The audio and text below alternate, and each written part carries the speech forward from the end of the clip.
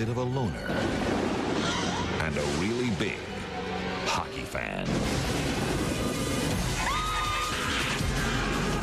Let TNT give you the creeps with 5 of the best Friday the 13th movies, all in one night.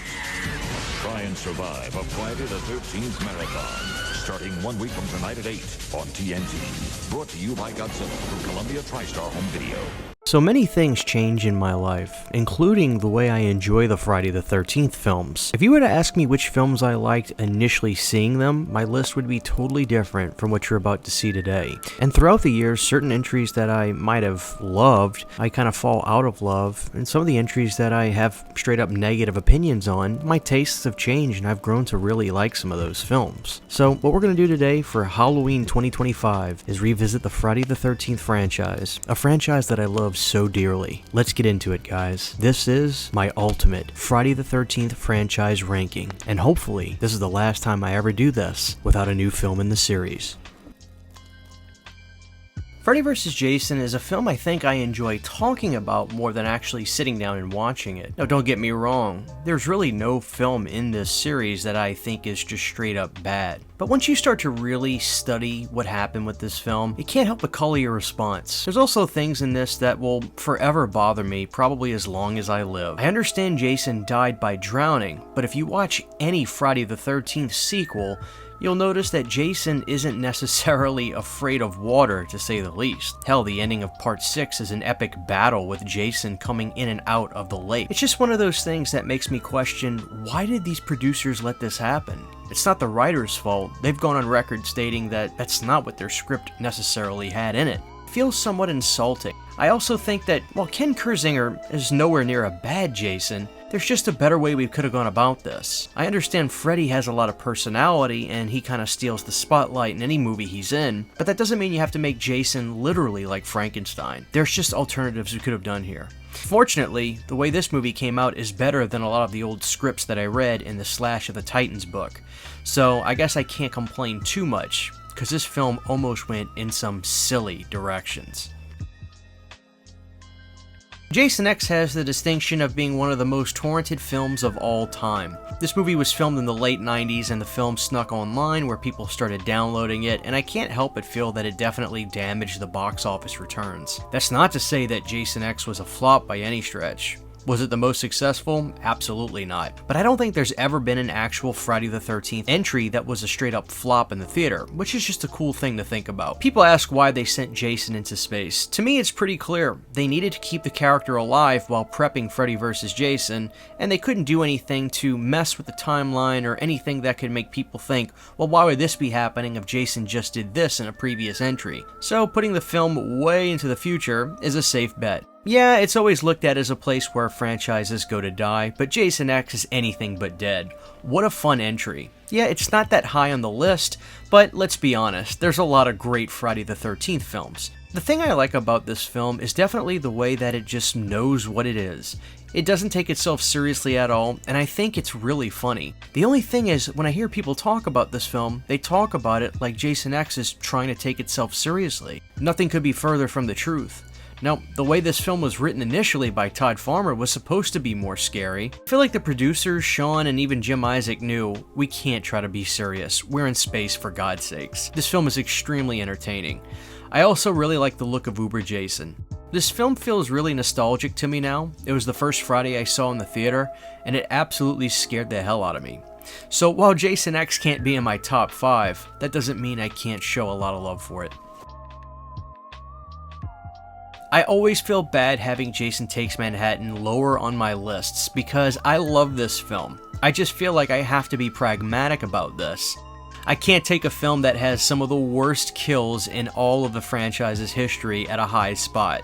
Now, there are some great kills, like Julia's head getting knocked off in the middle of New York is epic, but the kill of the captain of the boat is so hysterical. The knife doesn't even touch his neck, much less having it backward, and then you just see him slowly die and fall to his death. I just wish they could have done another pass at that. It's pretty funny watching it. The Darkest Side of the Night has to be one of the coolest songs ever used in an 80s horror film. I look at the song The Darkest Side of the Night as a song that symbolizes parts of life. Sometimes if I listen to the song in the beginning of my day, it sounds a certain way, and when I play the song at night, it sounds another type of way. The way Darkest Side of the Night sounds in the beginning of the film feels and sounds different to me than when it kicks back in at the end of the movie. What an incredible song. One of the things the Friday the 13th franchise has to offer besides just sheer entertainment is that song. It is a masterpiece. Kane Hodder is such a blast to watch in this film. You can just see how much worse this movie would have been had Kane not done the film. A lot of people also don't know that Ken Kersinger was the stunt double as Jason on this film for Kane Hodder. Pretty weird and poetic, right? All in all, Jason Takes Manhattan is so fun, a great late 80s timepiece, and I'll love it till my last breath. But let's be honest, the film has some problems. Jason Goes Straight to Hell, as anybody on this channel knows we call this film. It's an inside joke between me and my brother, and my audience seems to really enjoy it, so we're going to continue to call it that. I've actually grown to love this film even more over the years. So much so, in fact, that it keeps crawling up my list a little bit. Jason Goes to Hell is certainly a quirky, ridiculous film. But at the end of the day, the entertainment factor of this film is so high, I just can't simply deny that anymore. The humor with Creighton Duke, the visual look of Jason in and of itself is pretty damn funny. He looks like a big mutated frog or something. Seeing Jason get blown up by a squad in the beginning of the film is probably the most ridiculous thing I can think of. Then again, this is the 9th Friday the 13th film. But there's something about Jason Goes to Hell that I love so much. Now this may sound a little bit weird, but maybe you'll understand. This film feels so incredibly vintage. There's something about the time this movie was made, in the early 90s, the way people's hair looked, the way the set looked, the way the diner looks, just the way the vehicles looked in the film. Everything about this film feels so incredibly vintage. The soundtrack that Harry Manfredini did also sounds like it's just like on cocaine. The intro piece of music that plays over the credits sounds like it's sped up 50 times or something. There's so many notes in it, I can't imagine Manfredini writing that down on paper. Yes, this film takes wacky twists and turns, but visually, I can't deny Jason Goes to Hell any longer. I really love it. I also love that moment of Kane Hodder making fun of Jason in the movie when he's acting as one of those security guards. I understand Jason Goes to Hell is ridiculous, there's no denying that, but all I'm asking is just sit back, relax, and just be entertained by it. I've been on YouTube now for over 12 years, and it's so interesting to me how a lot of times I'll be on par with the masses, and other times I'm not on the mark with everybody else. It seems like the favorite slasher remake from the 2000s on is Texas Chainsaw 03.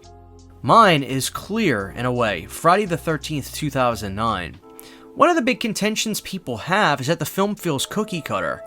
And I guess I can understand that to a certain degree, but for me, when I look at Friday 09, I see a Friday the 13th film being made like a Friday the 13th film. Stereotypical characters that are individualistic, but you can kind of see what their beats and marks are going to be from the moment you're introduced to them on screen. You've got a brooding Jason, a lot of sexuality, some really great music. In a lot of the Friday the 13th films, there's songs that we identify by them. In this one, it's definitely Night Ranger's Sister Christian, a great early 80s tune. When it comes to the performance of Jason, to me, there's no doubt, in the top 3, Derek Mears reigns supreme. What a brooding performance. Derek Mears was clearly a fan of the series, and he utilized a few movies to portray his own Jason in this film to make this greatest hits version. If we ever get another Friday the 13th film, and I think we are, I really think Derek Mears needs to be the guy to play Jason more than once. I think he's that good. Friday the 13th, 2009 is not a perfect movie just like any other horror film, really. But when it comes to the horror remakes, I think Friday 09 just gets it the closest it needs to be. I absolutely love it. When I ranked the series a number of years ago, this film was a lot higher up on the list. And don't get me wrong, Friday the 13th Part 2 is anything but a bad movie. I just feel like I'm not as hot on it anymore. Sure, Ginny is a great final girl and probably the fan favorite final girl, but she wouldn't be my first pick if I was going to be able to coexist in a world with one of them. I've also kind of soured on the potato sack Jason. There's nothing wrong with it, it's actually quite spooky and creepy, but for me it's always going to be that iconic hockey mask. One of the things about Part 2 is it's the only entry to actually have a similar feel to a previous entry, and of course that being the original Friday the 13th. While that's not a negative, well, it just goes to show that between the original and this film, which one I probably prefer more considering you haven't heard the other entry yet. All that to say, there's nothing really negative for me to say about Friday the 13th Part 2, just that I'm not as hot on it as I used to be. Each Friday the 13th has such an individualistic feel, and this one is the spooky Friday the 13th. With Jason coming in with his iconic hockey mask for the first time, Friday the 13th Part 3 is nothing less than iconic. You've got some really memorable characters here. Shelly is definitely a character that people either love or hate.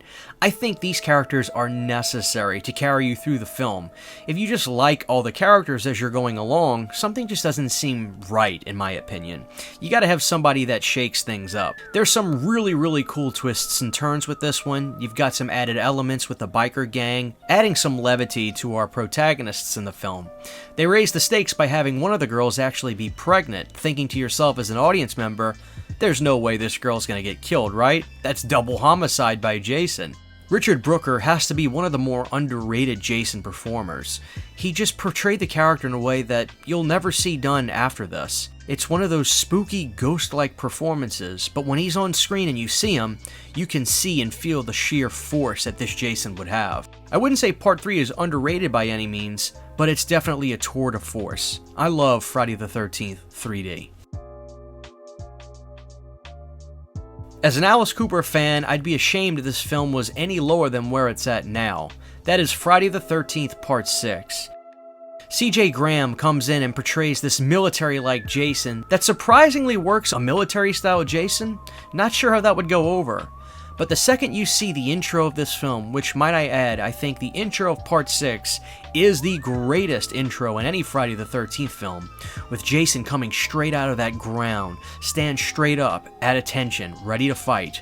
What an intro. It's been said by the director that this film was shot the way a Universal monster film would be shot, and I can attest, if you watch this movie in black and white, it absolutely works. I managed to do this on my TV one day. I could totally see a licensed version of this film getting released one day by Paramount as a black and white edition, and it would be pretty freaking cool. I think when you look at the series, there's a couple fan favorites, and if I was going to say what the fan favorite Friday film is, it's probably this one. There's a lot to love about Jason Lives.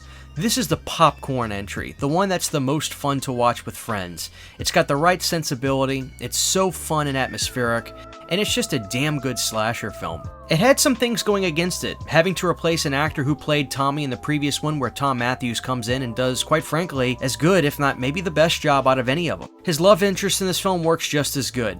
This is probably one of the most well-balanced horror films I think I've ever seen, quite frankly. Nothing feels too heavy-handed, and the balance seems to be striked perfectly. Who doesn't love Jason Lives? Once you see this film, the term "there's a man with no life in his eyes" will permanently be fixated in your mind.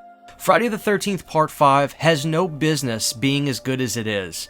Don't get me wrong, this film is somewhat ridiculous, with a candy bar causing all of this havoc, but to deny how entertaining, how sleazy, how 80s, and just how great A New Beginning is, would be to lie. This film was born strictly out of the success of what was supposed to be the final chapter, and I get it, I'd probably do the same. If something's making a ton of money, why stop? They brought in Danny Steinman to direct, who was formerly a porn director, if memory serves, and you can clearly see that he had a taste for the ladies.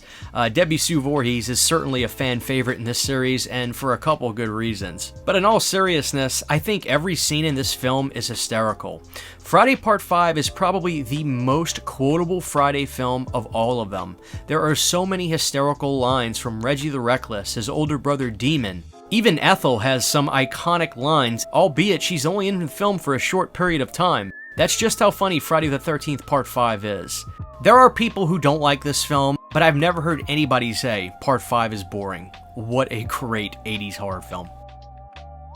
The film that has jumped up substantially from the last time I ranked these films is Friday the 13th Part 7, The New Blood. I think this may be the most important Friday the 13th film. Now before you get on to me for saying that, let's just hear me out for a second. So after Part 5 came out, albeit successful, the audience was ready to move on. Frank Mancuso Jr. needed to get things back on track with Jason Lives, and they succeeded. But now they needed to keep up the momentum. It's one thing to have a comeback record, but what about the next one? That's where people really get to see what you're made of, in my opinion. Part 7 was a film directed by John Buechler, who is predominantly a special effects guy. He went out of his way to cast Kane Hodder as Jason. The studio didn't want him. They thought CJ was perfectly fine. And to be fair, the studio was right, he was. But I could not imagine this film without that Kane Hodder performance. There's something about Part 7 that I absolutely love. No, you listening may not actually find this to be all that great of a trait, but if you're a millennial or older, you probably will. There's something so straight to video about Part 7. I feel like this would have been a film I would have seen premiered on TV back in the late 80s as a new horror film coming out that didn't go to theaters. Now, there are some great straight-to-video movies, but that quality is something you can't exactly express. It's just something you know it when you see it, and certain films just have that feel. Part 7 to me is the straight-to-video feeling horror film of the series, and that's not a bad thing. Again, on paper, it could sound silly to make this a Carrie vs. Jason film, but it just works perfectly. Bad News Cruz is probably my favorite non-Jason character from the entire series. Terry Crews just plays this incredibly entertaining jerk of a doctor who's trying to get his big break in the science world by having this telekinesis client that's going to make him famous. Even in the face of death, Terry Crews has no problem throwing Tina's mom in front of him to survive just that much longer, and quite frankly, I can't say any of us would do otherwise. I love the characters in this film. You have this science fiction writer character that's so funny and so relatable. You've got the mean girl, but with just that much more spunk. She's so bad, she's entertaining. And Lar Park Lincoln plays this really great vulnerable character who's going through more than what the average girl would be going through at this time, yet somehow still feels grounded and believable. Part 7 to me is one of the most important films in the series. Thank God it came out as good as it did. I absolutely love this entry. The film that was at the bottom of my ranking when I first saw these films was the original Friday the 13th. Well, I grew up and my tastes changed. Now, I understand if certain people will still have this lower on their list, but after I started getting into different movies, watching films from the 70s, watching films from the 60s, watching Hammer Italian horror films, my tastes changed. I started to like movies that had more atmosphere rather than chaotic scenes. Friday the 13th is an example of a great 70s horror film in my opinion. Sure, it came out in 1980, but it has the temperament of a great 70s horror film. Some people call this film a whodunit, but I don't even know if that's really the case anymore. In a whodunit, shouldn't they at least hint at who the person's supposed to be, somewhat like a Clue movie? They don't even show you for a split second Pamela Voorhees. But the more remarkable thing is how it still keeps you at the edge of your seat without even having a hint of who's doing this. The atmosphere in this film is palpable. I love the scenes of just the wide forest shots, seeing the lake before dusk, watching Alice prep coffee in her cabin. There's something so palpable in those scenes. It feels like something could pounce at any moment. The original Friday the 13th to me is still one of the most unsung horror films of all time. People love it, sure, but I think it's even better than that. I adore the original Friday the 13th. In my opinion, one of, if not the greatest slasher films ever made, is Friday the 13th, The Final Chapter. I don't think this one's ever going to change. This is one hell of a slasher film. You've got a performer playing Jason who was not happy to be there. That angst and anger showed so well through screen. Corey Feldman plays young Tommy Jarvis, and he does such a great job. It goes a little overboard, you would think, with him being this whiz at making masks at such a young age with such high proficiency. But we forgive it. It somewhat seems believable when you see Tommy. He's a computer whiz, he's into making masks. You just figure maybe he's a talented young man. And hell, those mask designs in the film are so freaking cool, who cares anyway if it seems a little over the top. Trish is probably my favorite final girl from any film. This is the most realistic feeling girl I've ever seen in a horror film. I believe everything she goes through, her reactions, her responses, the way she reacts when she's in the face of adversity, seeing Jason. This is one of my favorite performances in any horror film. Friday the 13th, The Final Chapter is probably one of the more well-written films, with, sure, stereotypical characters just like any other slasher film, but the dialogue seems so natural. You actually feel like a voyeur just listening to the conversation between Crispin and his friend in the back of the car, talking about his girl problems. It's the little things that make films like this go from a 9 to a 10 in my opinion, and Friday the 13th, The Final Chapter is, in my opinion, not only the greatest Friday the 13th entry, but one of the greatest, if not the greatest slasher films ever made. Well guys, that was my ranking for Friday the 13th. I'm really interested to see what you guys say about this list, and I'm looking forward to your agreements and disagreements. And oh yeah, happy Halloween, guys. Thank you to all of my Patreon supporters. Without you guys, this would not be possible. To get behind the scenes photos, videos, music, private live streams, and much more, you can subscribe to my Patreon for as little as $1 a month. Thank you to my patrons.